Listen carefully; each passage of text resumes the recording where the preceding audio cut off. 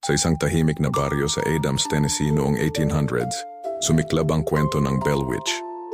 Isang nilalang na nagdulot ng matinding takot sa pamilya Bell.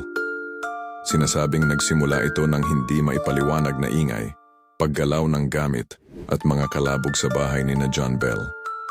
Habang lumalala ang gabi-gabing panggugulo, may misteryosong boses na naririnig, nagsasalita ng mga pananakot at panghuhusga.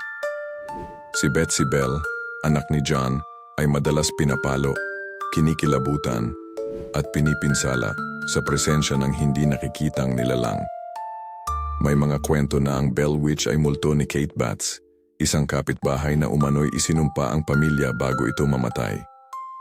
Sa ibang bersyon, ang Bell Witch ay isang espiritong naiinis sa kasakiman at mga kasalanan ni John Bell. Ayon sa mga tala, namatay si John dahil sa lason na iniuugnay sa Bell Witch na nagdulot ng matinding sakit at paghihirap. Hanggang ngayon, pinaniniwala ang may mga nakakaranas pa rin ng kakaibang kababalaghan sa lugar, tulad ng mga hindi maipaliwanag na tunog at anino.